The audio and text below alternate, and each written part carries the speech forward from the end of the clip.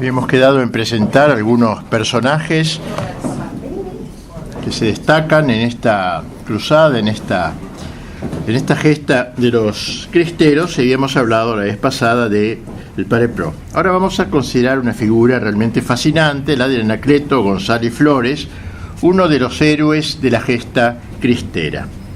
Anacleto nació en Tepatitlán, un pequeño pueblo del estado de Jalisco, cercano a Guadalajara, en 1888. Sus padres, en una familia muy humilde, eran fervientemente católicos. De físico más bien débil, ya desde chico mostró las cualidades propias de un caudillo de barrio inteligente y noble de sentimientos. Pronto se aficionó a la lectura y también a la música y a las artes en general. Cuando había serenata en el pueblo, trepaba lo que los mexicanos llaman el kiosco, que es una rotonda, digamos, en el centro de la plaza principal. Era un joven simpático, de buena presencia, de rápidas y chispeantes respuestas, conversador y muy sociable. A raíz de la misión que un sacerdote predicó en Tepatitlán, sintió arder en su corazón la llama del apostolado, y entendiendo que debía ser algo precisamente cuando su patria parecía deslizarse lenta pero firmemente hacia la apostasía. Se decidió entonces a comulgar todos los días, enseñar el catecismo de Ripalda, que era un antiguo jesuita de la época de la conquista, de los primeros del tiempo español, ¿no? Y que fue un clásico, a los chicos que lo seguían, en razón de lo cual empezaron la gente a llamarlo el maestro, así en lenguaje pueblerino, el maestro, ¿no? Sin que por ello se aminorara un ápice su espíritu festivo, tan espontáneo, y la amabilidad de su carácter. Al cumplir 20 años, entró en el seminario de San Juan de los Lagos, destacándose en los estudios, de tal forma que solía suplir las ausencias del profesor, con lo que su antiguo sobrenombre del maestro quedó como consolidado para siempre. El maestro, él sería siempre el maestro. Luego pasó al seminario de Guadalajara, pero cuando estaba culminando los estudios, entendió que su vocación no era el sacerdocio, salió del seminario, entonces ingresó en la escuela, en la Facultad de Derecho, de la misma ciudad donde se recibió de abogado, y se quedó luego en Guadalajara, iniciando ahí su labor apostólica y patriótica que lo llevaría al martirio. Ya hemos dicho cómo desde sus mocedades Anacleto mostró una clara inclinación a la docencia, que se fue intensificando en proporción al acrecentamiento de su formación intelectual. Durante sus años de seminario frecuentó sobre todo el campo de la filosofía y de la teología, con especial predilección por San Agustín, por Santo Tomás. Para su afición oratoria, sus guías principales fueron los grandes oradores de griegos, Demóstenes, latino, Cicerón, Bossuet, Fenelón, Veuillot, Lacordaire, etc. Donoso Cortés, también Vázquez de Mella, todos estos autores los frecuentó ampliamente. Su amor a las artes y las letras lo acercó a Miguel Ángel, a Shakespeare, a Ibsen y otros autores. Como ven, una formación muy general, tenía incluso cierta inclinación social y política que lo llevó al conocimiento de Windthorst, Malincroft, Ketteler y otros, sobre todo alemanes, sacerdotes alemanes, algunos de ellos que en este campo emergieron. Asimismo, era experto en leyes, como dije, habiendo egresado a la Facultad de Derecho de Guadalajara, con las notas más altas. Fue un típico intelectual, pero no en el sentido, digamos, académico, un intelectual puramente académico, intelectual de gabinete, digamos así, pero sí un excelente diagnosticador, como veremos, de la realidad que le fue contemporánea. Y así, tanto en sus escritos como en sus discursos, nos ha dejado una penetrante exposición de la tormentosa época que le tocó vivir, no solo en sí misma, sino en sus antecedentes y raíces históricas. Resumamos un poco su pensamiento. Entendía ante todo a México, y más en general a Iberoamérica, como la heredera de la España imperial. La vocación de España, dice en uno de sus escritos, tuvo un origen glorioso. Los 8 siglos de estar espada en mano, desbaratando las falanges de Mahoma. Continuó con Carlos V y siendo la vanguardia contra Lutero y los príncipes que secundaron a Gustavo Adolfo y la rebelión protestante. En Felipe II encarnó su ideal de justicia y luego en las provincias iberoamericanas fue una fuerza engendradora de pueblos, siempre en continuidad con aquel día en que Pelayo hizo oír su primer grito de reconquista. Y por eso dice, nuestra vocación, dice textualmente, tradicionalmente, históricamente, espiritualmente, religiosamente, políticamente, es la vocación de España, porque de tal manera se anudaron nuestra sangre y nuestro espíritu con la carne, con la sangre, con el espíritu de España, que desde el día en que se fundaron los pueblos hispanoamericanos, desde ese día quedaron para siempre anudados nuestros destinos con los de España. Y en seguir la ruta abierta de la vocación de España está el secreto de nuestra fuerza, de nuestras victorias y de nuestra prosperidad como pueblo y como raza.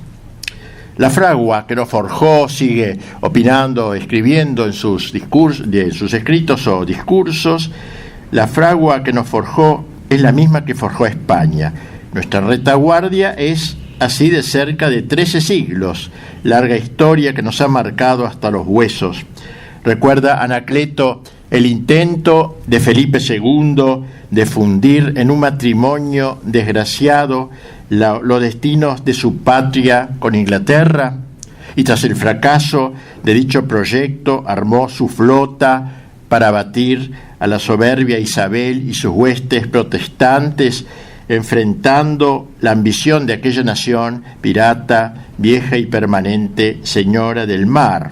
Tras el fracaso, dice, sus capitanes hechos de hierro y sus misioneros amasados en el hervor místico de Teresa y Juan de la Cruz, se acercaron a la arcilla oscura de la Virgen América y en un rapto que duró varios siglos, la alta, la imborrable figura de Don Quijote, seco, enjuto y contraído de ensueño excitante, pero real semejanza de Cristo, como lo ha hecho notar Unamuno, se unió, se fundió, no se superpuso, no se mezcló, se fundió para siempre en la carne, en la sustancia viva de Cuauhtémoc y de Atahualpa.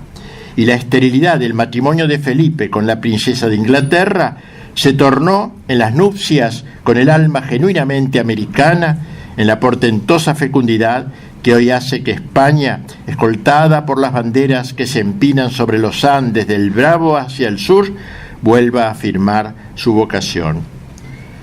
Junto con España, prosigue este análisis de síntesis histórica, el maestro accede a nuestra, señala cómo llega a nuestra tierra la Iglesia Católica, quien bendijo la piedra con que España cimentó nuestra nacionalidad. Ella encendió, dice, en el alma oscura del indio, la antorcha del Evangelio. Ella puso en los labios de los conquistadores las fórmulas de una nueva civilización. Ella se encontró presente en las escuelas, en los colegios, las universidades, para pronunciar su palabra desde lo alto de la cátedra. Ella estuvo presente en todos los momentos de nuestra vida: nacimiento, estudio, juventud, amor, matrimonio, vejez, cementerio. Y concretado el glorioso proyecto de la hispanidad, añora en el horizonte el fantasma, aflora, dice él, en el horizonte el fantasma del anticatolicismo y la antihispanidad. Entonces ahora empieza a ver el movimiento subversivo que va a destruir ese intento inicial de la modernidad encarnada en 3 enemigos, dice: la revolución, con mayúscula, digamos, el protestantismo y la masonería. La primera contrincante, explica, es la revolución, que en el México moderno encontró una concreción aterradora en la Constitución de 1917, de la que hablamos, nefasto intento para desalojar a la Iglesia de sus gloriosas y seculares conquistas. Frente a aquellas nupcias entre España y nuestra tierra virgen, La revolución quiso celebrar nuevas nupcias. Claro que en la noche, en las penumbras misteriosas del error y del mal, las nuevas y disolventes ideas fueron entrando en el cuerpo de la nación mexicana como un brebaje maldito, una especie de epidemia que se introdujo hasta en la carne, hasta en los huesos de la patria, llegando a suscitar generaciones de ciegos, paralíticos y mudos de espíritu.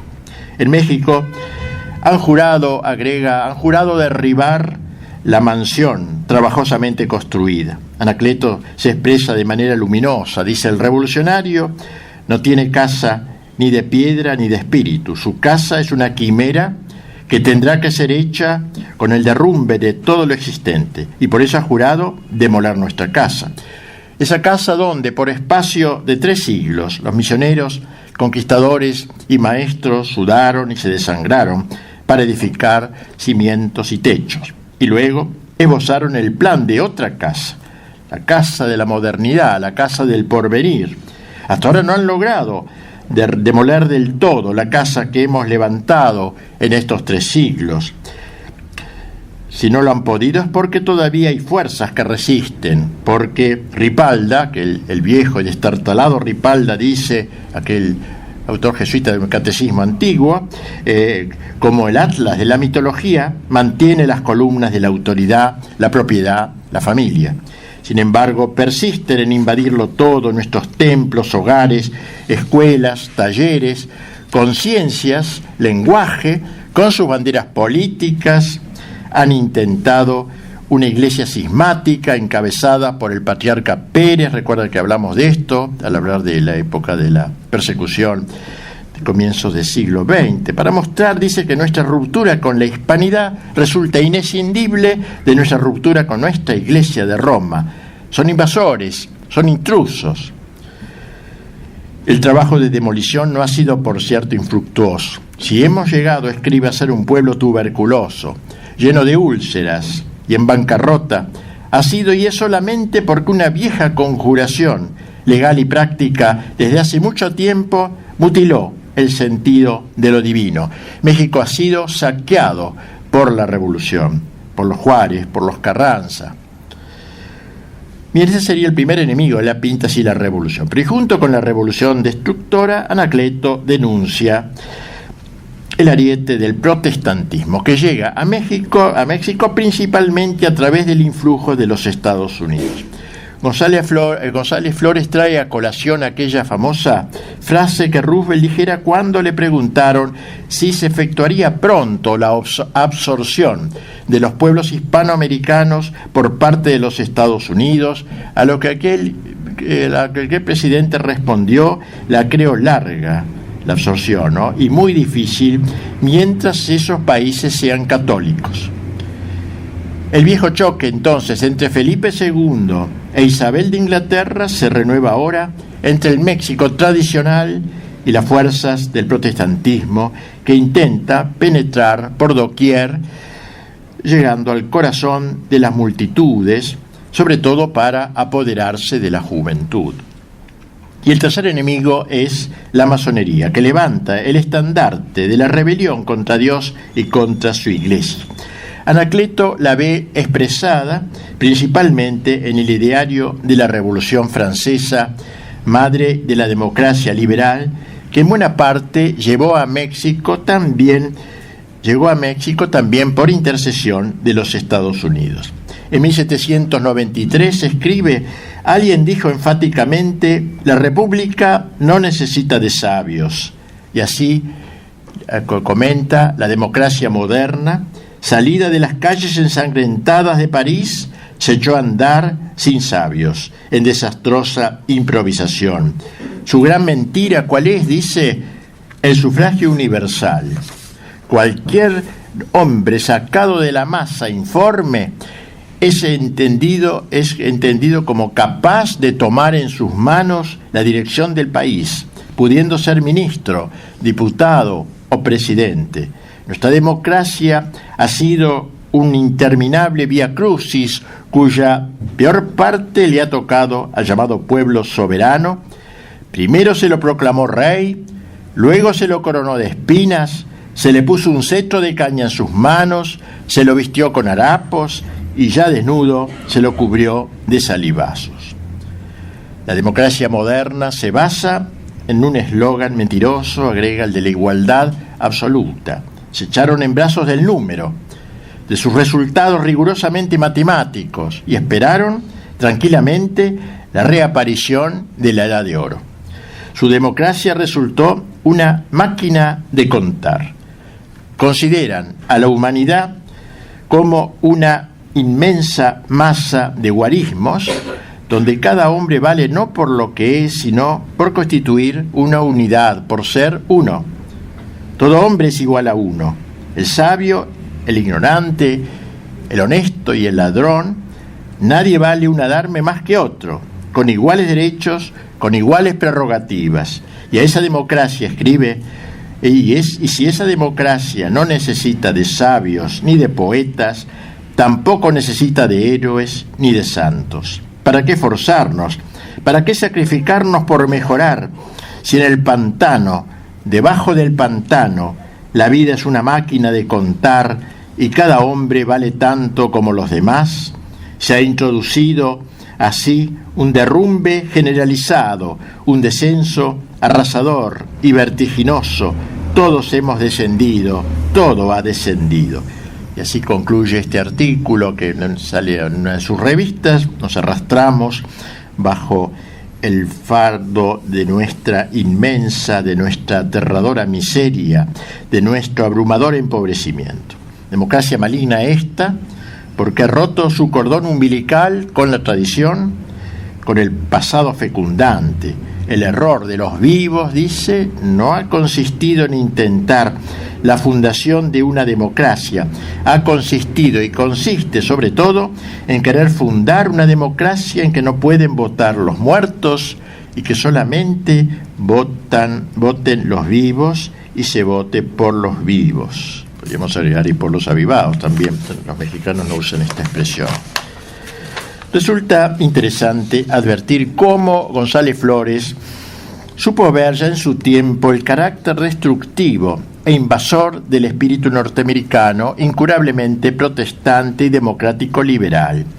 Coincidía con esto, con Anacleto, el vicepresidente de la Liga, de que hablamos el otro día, Miguel Palomari Vizcarra, en un memorándum relativo a la influencia de los Estados Unidos sobre México en materia religiosa, donde podemos leer: el imperialismo yanqui es para nosotros y para todos los mexicanos que anhelan la salvación de la patria algo que es en sí mismo malo y como malo debe combatirse enérgicamente.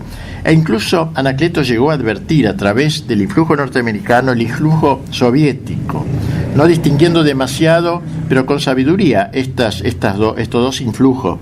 Por eso, bien ha hecho Enrique Díaz Araujo al destacar la perspicacia de los dirigentes católicos que no se dejaron engañar por la apariencia bolchevique de los gobiernos revolucionarios de México. Recuerden ustedes que la Constitución de Carranza de 1917 se dictó precisamente ese año en que estalló la Revolución Soviética, sino que los consideraron simples sirvientes de los Estados Unidos. No era sencillo descubrir detrás del parloteo obrerista, indigenista y agrarista la usina real que alimentaba la campaña antirreligiosa. Carlos Pereira, ese gran escritor, historiador mexicano, lo sintetizó así: aquel gobierno de enriquecidos epicúreos empezó a cultivar simultáneamente dos amores, el de Moscú y el de Washington. La colonia era de dos metrópolis, o más bien, había una sucursal y un protectorado. Despersonalización por partida doble, pero útil, porque imitando al ruso en la política antirreligiosa, se complacía al anglosajón. Hemos visto el apoyo grande que recibió en la persecución mexicana de parte de los Estados Unidos, los embajadores de Estados Unidos, etc. La política estadounidense se continuaría por décadas, como justamente lo ha observado ese hombre, ese pensador tan formidable, uno de los más grandes de América, José Vasconcelos.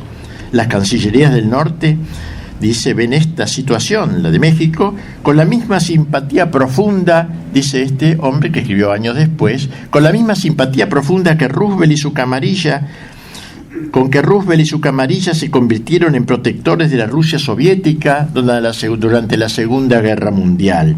El regocijo secreto con que contemplaron el martirio de los católicos en México bajo la administración de Calles no fue sino el antecedente de la silenciosa simplicidad de los jefes del radicalismo de Washington con los verdugos de los católicos polacos, los católicos húngaros, las víctimas todas del sovietismo ruso. Bien, tales fueron entonces, volviendo a Anacleto, según su visión, los tres grandes propulsores de la política anticristiana y antimexicana: la revolución, el protestantismo y la masonería. Resumiendo, él dice, la revolución, que es una aliada fiel tanto del protestantismo como de la masonería, sigue en marcha tenaz hacia la demolición del catolicismo y bate el pensamiento de los católicos en la prensa, en la escuela, en la calle, en las plazas, en los parlamentos, en las leyes, en todas partes. Nos hallamos, concluye, en presencia de una triple e inmensa conjuración contra los principios sagrados de la Iglesia. De lo que en fondo se trataba es de un atentado inteligente y satánico contra la vertebración hispano-católica de la patria. He aquí el análisis que él hace de la historia para entender lo que estaba sucediendo. Pero Anacleto no solo fue un mero diagnosticador de la situación, un sagaz observador de lo que iba aconteciendo, fue también un conductor, un formador de espíritus, un apóstol de largas miras. En sus artículos y conferencias, nuestro héroe vuelve una y otra vez sobre la necesidad de ser realistas y de enfrentar lúcidamente la situación por la que atravesaba su patria.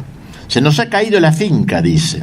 Hemos visto el derrumbe estrepitoso del edificio de la sociedad y caminamos entre escombros. Pero al mismo tiempo señala su preocupación porque muchos católicos parecen desconocer lo que la profundidad, la gravedad del momento y sobre todo sus causas del desastre. Ignoran cómo los tres grandes enemigos a que ha aludido, el protestantismo, la masonería y la revolución, trabajan de manera incansable y con un programa de acción perfectamente preparado, alarmante, bien organizado. Estos tres enemigos, dice, están venciendo al catolicismo en todos los frentes, a todas las horas y en todas formas posibles.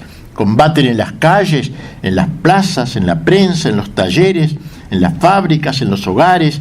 Una batalla, dice, generalizada.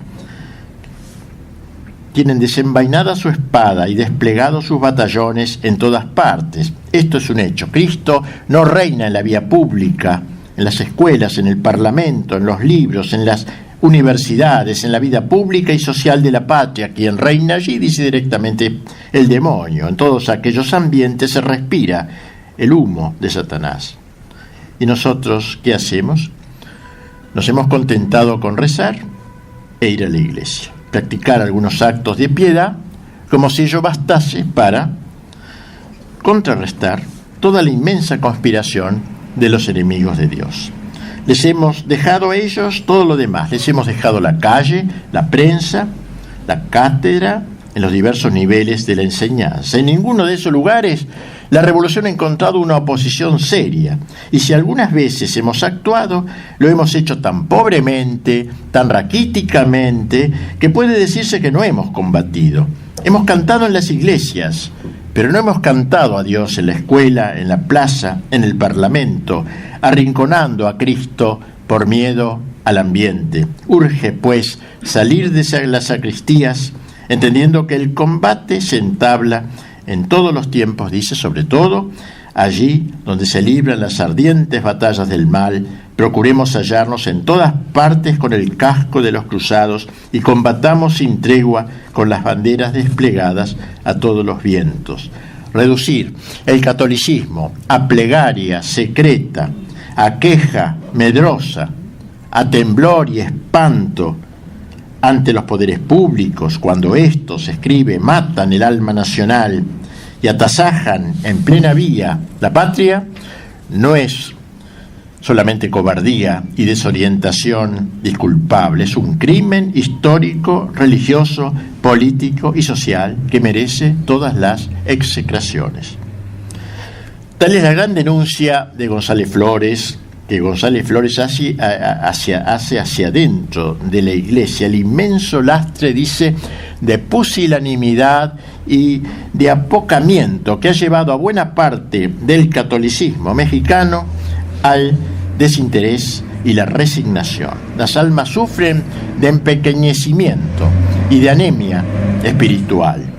Nos hemos convertido en mendigos, afirma, renunciando a ser dueños de nuestros destinos. Se nos ha desalojado de todas partes y todo lo hemos abandonado. Ni siquiera, escribe, nos atrevemos a pedir más de lo que se nos da. Se nos arrojan todos los días las migajas que deja la hartura de los invasores y nos sentimos contentos con ellas.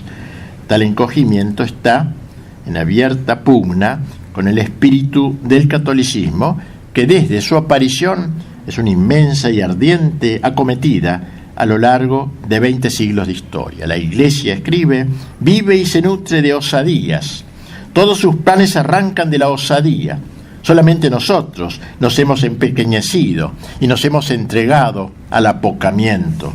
Hasta ahora casi todos los católicos no hemos hecho otra cosa que pedirle a Dios que Él haga, que Él obre, que Él realice, que haga algo o todo por la suerte de la Iglesia de nuestra patria. Y por eso nos hemos limitado a rezar esperando que Dios obre. Y todo eso bajo la máscara de una presunta prudencia. Necesitamos, concluye este comentario, la imprudencia de la osadía católica. Justamente en esos momentos el Papa acababa de establecer la solemnidad de Cristo Rey.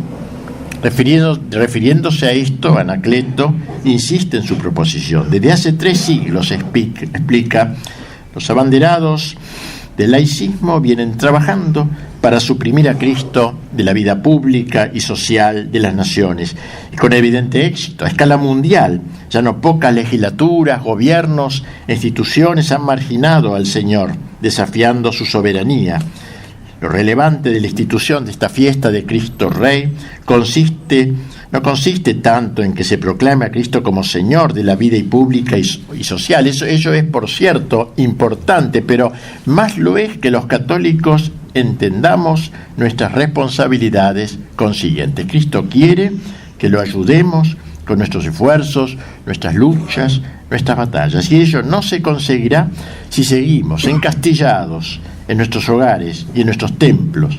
Hasta ahora nuestro catolicismo ha sido un catolicismo de verdaderos paralíticos, y ya desde hace tiempo somos herederos de paralíticos, atados a la inercia en todo.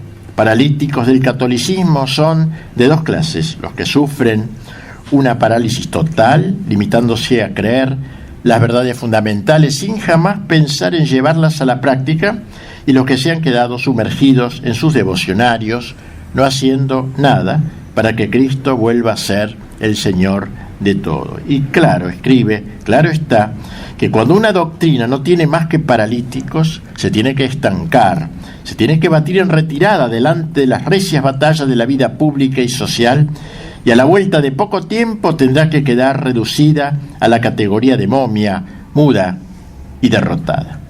Nuestras convicciones están encarceladas por la parálisis. Será necesario que vuelva a oírse el grito del Evangelio, comienzo de todas las batallas y preanuncio de todas las victorias. Falta pasión en el catolicismo, falta encendimiento de una pasión inmensa que nos incite a reconquistar las franjas de la vida que han quedado separadas de Cristo. Judas se ahorcó, dice Anacleto en otro lugar. Judas nos dejó, sin embargo, numerosos descendientes, los herejes, los apóstatas, los perseguidores, pero también la dejó entre los numerosos católicos, porque se parecen a Judas los que saben que los niños y los jóvenes están siendo apuñaleados, descristianizados en los colegios laicistas, y sin embargo Después de haberle dado a Jesús un beso dentro del templo, entregan las manos de sus hijos en las manos del maestro laico para que Cristo padezca nuevamente los tormentos de sus verdugos. Se parecen a Judas los católicos que no colaboran con las publicaciones católicas, permitiendo que éstas mueran, o los que entregados en brazos de la pereza dejan hacer a los enemigos de Cristo. También se le parecen los que no hacen sino criticar acerbamente a los que se esfuerzan por trabajar, porque contribuyen a que Cristo quede a merced de los soldados que lo persiguen. Como ven, González Flores trazó un perfecto paralelo, digamos así, un perfecto cuadro de la situación anímica de numerosos católicos de su patria, enteramente pasivos ante las trágicas circunstancias que se iban dando en la patria mexicana. Fustigó también el grave peligro del individualismo. Los católicos de México señalan vivido aislados, sin solidaridad, sin cohesión firme y estable, lo cual alienta al enemigo al punto de que hasta el más infeliz policía se cree autorizado para abofetear a un católico sabiendo que los demás se encogerán de hombros. Más aún dice, no son pocos los católicos que se atreven a llamar imprudente al que sabe afirmar sus derechos en presencia de sus perseguidores. Y concluye, es necesario que esta situación de aislamiento, de alejamiento, de dispersión nacional termine de una vez por todas y que a la mayor brevedad se piense ya de una manera seria en que seamos todos los católicos de nuestra patria no un montón de partículas sin unión, sino un cuerpo inmenso que tenga un solo programa, una sola cabeza, un solo pensamiento, una sola bandera de organización para hacerles frente a los perseguidores. Hemos dicho que desde niño Anacleto fue apodado el maestro por su innata actitud didáctica. Este bautizo, que nació de manera espontánea, se trocó después en cariñoso homenaje y hoy es su título glorioso. Todos en México hoy lo llaman el maestro, todavía lo siguen llamando así. Sobre todo en cuanto que fue un auténtico formador de almas, consciente del estancamiento del catolicismo y de esta pusilanimidad de la mayoría, o como él mismo dijo, del espíritu de cobardía de muchos católicos y del amor ardiente que sienten por sus propias comodidades y por su catolicismo de reposo, de pereza, de apatía, de inercia y de inacción. Él se abocó a la formación de católicos militantes que hiciesen suyos el ideal de combate, convencidos de que su misión es batirse siempre, batirse hoy, mañana, batirse bajo el estandarte de la verdad. A su juicio, el espíritu de los católicos, si querían ser de veras militantes, debía forjarse en dos niveles: el de la inteligencia y el de la voluntad. En el nivel de la inteligencia ante todo, ya que las batallas que tenemos que librar, dice, son batallas de ideas, son batallas de palabras. Los medios modernos de comunicación, escribe, aunque sirven generalmente para el mal, podrán ayudarnos si a ellos recurrimos, para que nuestras ideas se abran paso con mayor celeridad en orden a ir creando una cultura católica. No podemos seguir luchando con pedradas mientras nuestros enemigos nos combaten con ametralladoras. En esta obra de propagación de la verdad todos pueden hacer algo. Los más rudos e ignorantes, dedicarse a estudiar. Los más cultos, enseñar a los demás. Los que no son capaces de escribir ni hablar, al menos pueden difundir un buen periódico. Los que tienen destreza en hablar y escribir podrán adoctrinar a los demás. No nos preguntemos ya cuánto hemos llorado, sino qué hemos hecho o qué hacemos para afianzar y robustecer las inteligencias. A unos habrá que pedirle solamente ayuda económica, a otros su pluma y su palabra, a otros que no compren más los periódicos laicistas, a otros que vendan los periódicos católicos. Ya llegará el momento en que después de un trabajo fuerte, profundo, de formación de conciencias, dice, todos los espíritus estén prontos a dar más de lo que ahora dan, y entonces los menos dispuestos a sacrificarse querrán aumentar su contingente de energía, y de este modo habremos logrado que todos se aproximen al instante en que tengamos suficientes mártires que bañen con su sangre la libertad de las conciencias y de las almas en nuestro vapuleado país. Anacleto no se quedó en buenas intenciones, hay que formarse, etc. Se propuso constituir un grupo de personas deseosas de formarse, no limitándose a los de inteligencia privilegiada, sino abierto a todos cuantos deseasen adquirir una cultura más completa, la más completa posible, para dicho trabajo. La influencia de este grupo resultaría incontrastable porque, dice, se hallaría en posesión de los poderes más formidables, ¿cuáles son? La idea y la palabra. La idea y la palabra. Para este propósito, Anacleto se dirigió principalmente a la juventud, a la que por 11 años consagró lo mejor de sus energías.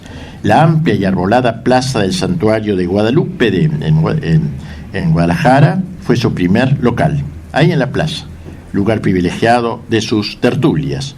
Ahí se reunían los chicos alrededor donde se sentaba, en bancos de plaza. Su verbo era fascinante. Nos cuenta el padre Heriberto Navarrete, jesuita, que siendo antes de entrar estudiante secundario, se encontró un día con Anacleto en una plaza. «Sois estudiante», le dijo. «Tras de largas peregrinaciones por aulas e institutos, llegaréis a conquistar vuestra inmediata ambición, un título profesional. Y bien, ¿qué habéis obtenido? Una posición, es decir, pan, casa, vestido. ¿Es esto todo para el hombre? Me diréis que de paso llenáis una misión nobilísima cultivando la ciencia. ¿Puede ser esta la misión de un ser como el hombre? No es la principal labor del hombre cultivar el cuerpo, ni el de la inteligencia.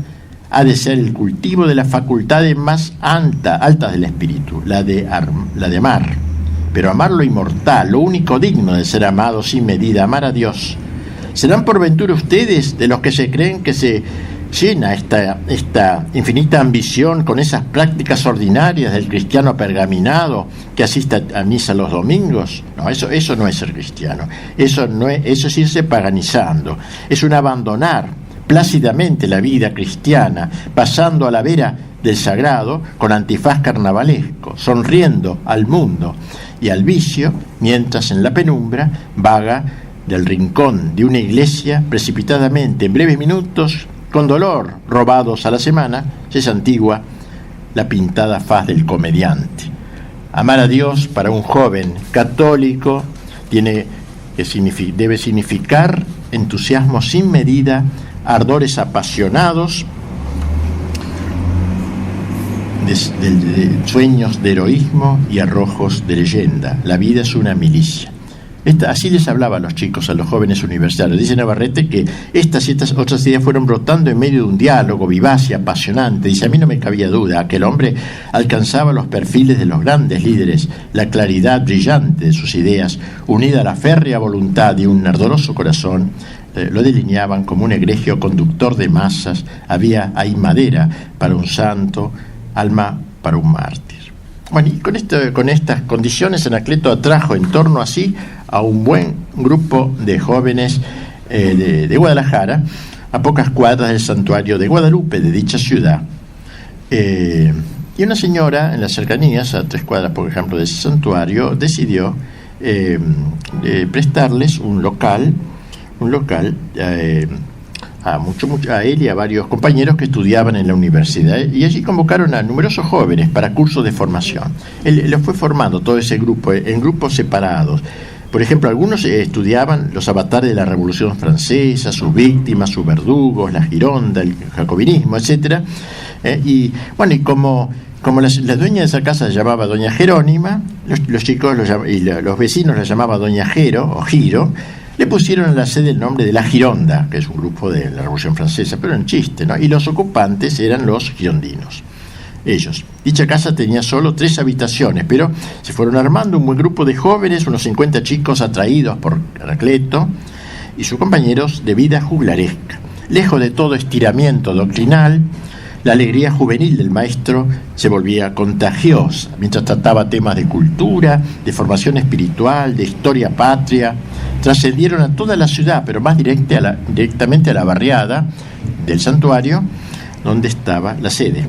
Refiriéndose a aquellos convivios, dice Gómez Robledo, uno de sus discípulos y admirador, dice que las ideas figuraban en la conversación vivaz y el goce intelectual tenía rango supremo. Anacleto estaba convencido de la importancia de su labor pedagógica en un tiempo de tanta confusión doctrinal. Era preciso formar lo que él llamaría la aristocracia del talento. Para ello nada mejor que poner a aquellos jóvenes en contacto con los pensadores de relieve, de grandes literatos, de historiadores veraces. Era esta su obra predilecta, su centro de operaciones, el albergue de sus amistades más entrañables y de sus colaboradores más decididos. A estos muchachos los consideraba como una ampliación de su familia. Él estaba casado, tenía 3 hijos. En el oratorio de aquella casa contrajo matrimonio. Su primer hijito recién nacido era un contertulio infaltable. Anacleto era el maestro por antonomasia entre nosotros, escribe Navarrete, el futuro jesuita, el padre Navarrete, pero ahora todavía laico. Estaba siempre a punto para dar un consejo, esclarecer una idea o forjar un plan, ya de estudio, ya de acción. El espíritu infundido por él hizo de nuestro grupo local una verdadera fragua de luchadores cristianos. Nos enseñó a orar, a estudiar, a luchar en la vida pública y también a divertirnos, porque él sabía hacer todo eso. Lo mismo se le encontraba jugando una partida de billar que de damas, tocando la guitarra o sosteniendo animados corrillos con sus inacabables repertorio de anécdotas. Así fuimos aprendiendo poco a poco que la vida del hombre sobre la tierra es una lucha, que es guerra encarnizada y que los que mejor la viven son los más aguerridos, los que se vencen a sí mismos y luego se alzan contra el ejército del mal para vencer cuando mueren y dejan a sus hijos la herencia inestimable de un ejemplo heroico. Cuentan los que lo trataron que tenía un modo muy suyo de enseñar y de corregir el error, no lo retaba al otro, le ponía el ejemplo de un tercero que había practicado esta virtud que le faltaba, indirectamente así, sin darle un reto, digamos, le advertía. Bien, creó Anacleto varios círculos de estudio, el grupo León XIII sobre sociología, etcétera, así, y elegía grandes autores, Alonso Cortés para filosofía, Balmes para literatura y así, ¿no? Iba eligiendo, entonces esos chicos se embebían de algún autor, un autor importante. Destaquemos la importancia que Anacleto dio al aspecto estético de la formación, que me parece tan importante esto. No en vano la belleza es el esplendor de la verdad, y si se quiere enseñar la verdad, hay que hacer que los alumnos accedan a la belleza. Cuando no hay belleza uno duda si es verdad lo que se está diciendo. El bello arte, dejó escrito Anacleto, es un poder añadido a otro poder, es una fuerza añadida a otra fuerza, es el poder y la fuerza de la verdad unidos al poder y la fuerza de la belleza, es por último la verdad cristalizada en el prisma polícromo y encantador de la belleza.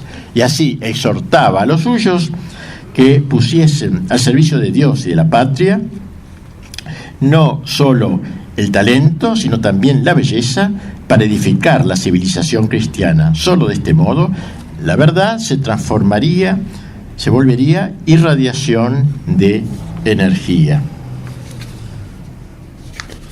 Bien, así fue trabajando en la formación de los jóvenes, la formación intelectual, esa aristocracia de talento, como nos había dicho, que le agradaba hablar de eso. Pero decíamos que trabajó también sobre la voluntad, inteligencia y voluntad. No basta la inteligencia pura, que un académico de gabinete no sirve. Si no hay voluntad, no sé, tampoco basta solo la voluntad, si no hay comprensión de lo que está pasando. Entonces la voluntad, no soy más que un herrero, decía él, forjador de voluntades. Le encantaba decir eso, un herrero forjador de voluntades. Este hombre que al decir de Gómez Robledo era una afirmación hirviente, tumultuosa, de sangre y hoguera, recomendaba siempre de nuevo: hay que criar coraza. No se engañaba, la patria necesitaba caracteres recios y por eso se dedicó a avivar los rescoldos del heroísmo. Patria mexicana, no todos tus hijos se han debilitado, no todos se han hundido en el cielo, todavía hay hombres, todavía hay héroes. Pero no se engañaba, nadie puede llegar a ser un hombre de imperio si primero no se ha dominado a sí mismo. Por eso les pedía a los suyos que se volviesen abanderados de su propia personalidad y caudillos de su mismo ser. Decía muy hermosamente: dentro de cada uno de ustedes hay un forjador en ciernes. Para forjarse a sí mismo no basta la cabeza bien formada, la inteligencia bien empleada, no bastan los filósofos y los maestros, por buenos que sean. La pura formación intelectual no alcanza. Era preciso agregar, dice, el encarnizamiento de las propias manos, de las propias herramientas, del propio corazón. En caso contrario, todo resulta insuficiente. Solo quedará comenzado nomás. Si se quiere hacer realidad la elevada y recia escultura viviente que Dios soñó para cada uno de nosotros, habrá que despertar el Fidias, ¿no?, el gran escultor griego, al Fidias que duerme en nuestro interior.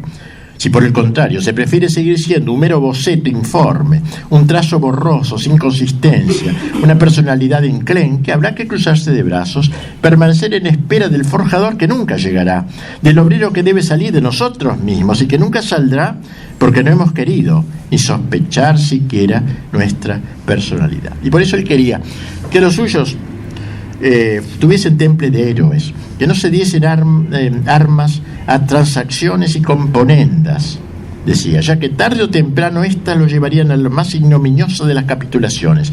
Para ello agregaba nada mejor que frecuentar a personalidades vigorosas, al mismo tiempo que no dejarse intimidar por falsas prudencias. Cuando hablaba de eso, su verbo se enardecía. Dice: habéis invertido el mandamiento supremo, porque para vosotros hay que amar a Dios bajo todas las cosas. Por evitar mayores males os despedazarán. Y cada trocito de vuestro cuerpo gritará todavía dando tumbos: prudencia, prudencia. No temáis a los que matan el cuerpo, sino al alma. Una sola noche de insomnio en un calabozo vale mucho más que años de fáciles virtudes. En medio de la borrasca política y religiosa, Anacleto soñaba con alzar un muro de conciencias fuertes, de voluntades recias, de caracteres que sepan derrotar la violencia bruta con el filo no con el filo de la espada, sino con el peso irresistible y avasallador de una conciencia que rehúsa las capitulaciones y espera a pie firme todas las pruebas. Y a la vez que dio ejemplo de ello, convencido de que el carácter es la base primordial de la personalidad, decía que, como cuenta un compañero suyo, que se había formado en una voluntad tenaz e inconmovible, exenta de volubilidad y extraña el desaliento, superior e indiferente a los obstáculos y a la magnitud de los sacrificios requeridos. La cultivó directa y deliberadamente, imponiéndose una disciplina rigurosa en lo cotidiano y pequeño, para contar consigo mismo en los grandes esfuerzos y en las contingencias imprevistas. Uno de sus amigos nos dice: nos recordamos en el maestro el menor desfallecimiento, la menor desviación, era una consumada realización de sus ideas y proyectos en esta alianza indisoluble de la fe y la vida, de la doctrina que pregonaba y la conducta que seguía, reside la principal razón de su influencia sobre los demás. Personalidad rotunda, elevada, avasalladora. Él mismo decía, citando a Goethe, que la capacidad del conductor depende de su personalidad. Si posee una personalidad hecha, martillada sobre yunques sólidos, si tiene una musculatura interior que no se cansa ni se abate, no le es necesario ni hablar, ni escribir, ni obrar. Basta que se sienta la presencia de su personalidad para que arrastre a los que lo rodean con la fuerza irresistible de la fascinación. Miles de alumnos lo seguíamos, dice, para que escucharlo. Dice uno de sus admiradores, porque hablaba con autoridad y sus palabras fluían como un torrente proclamando el derecho y la verdad. Jamás retrocedió ante las hogueras, ante las cruces, ante todo el aparato de ferocidad que en sus tiempos se nos amenazaba, ni detentó la codicia cuando con dineros y halagos intentaron seducirlo, ni el calabozo, que conoció repetidas veces, logró doblegarlo. A una señora que le expresaba su aflicción porque había sido detenido, él le decía: somos varios los jóvenes que estamos presos, pero vivimos muy contentos en la cárcel. Tenemos ya establecido un catecismo para los demás prisioneros, rezamos todas las noches el rosario en común y en el día, ya usted lo sabe, trabajamos, acarreamos la leña para la cocina, llevamos los tachos de basura, total, unas vacaciones pasadas por el amor de Dios. Pero no hay que dudar, este es el camino por donde los pueblos hacen las grandes conquistas. No en vano él había escrito: en las páginas de la historia del cristianismo siempre se va a la cárcel un día antes de la victoria. Cumplía la letra aquello que atribuía a los grandes conductores: acometividad para abrirse paso y llegar, persistencia en quedarse, a pesar de todas las vicisitudes, y fuerte e incansable inquietud para dejar una sucesión. En ese trabajo entonces de formación de dirigente, de la inteligencia y de la voluntad, veía la necesidad de proponer paradigmas a los chicos, a los jóvenes, espejos. Por ejemplo, el gran obispo Manríquez y Zárate, que uno de los grandes, de quien Anacleto decía: tiene en medio de nosotros un alto significado, es él, en la medida en que lo puede ser un hombre, la expresión más alta de la soberanía de la verdad y la recia arquitectura del orden moral forjado en las fraguas únicas de la doctrina católica. El hombre moral ha aparecido en toda la fisonomía, radiante, y el gesto contagioso, invenciblemente contagioso, del maestro, de este gran obispo. Según lo señalaba más arriba uno de sus discípulos, a Anacleto nunca le faltaron ocasiones de acomodarse con el poder. Los masones le invitaron a integrar la masonería, etcétera, para poder, viendo sus grandes cualidades, pero obviamente, y los católicos componenderos también, ¿no? Pero de ninguna manera él no quería. Bien, así fue Anacleto, el gran caudillo del catolicismo mexicano. Sus actividades pronto se tradujeron en una intensificación de la presencia de los católicos, principalmente en el estado de Jalisco. Se iban abandonando ya en todos los ambientes, la apatía y dejadez que durante tanto tiempo habían reinado. Era evidente que se estaba gestando los nombres del futuro político, cultural y religioso de México. Dejemos aquí un ratito y seguimos luego.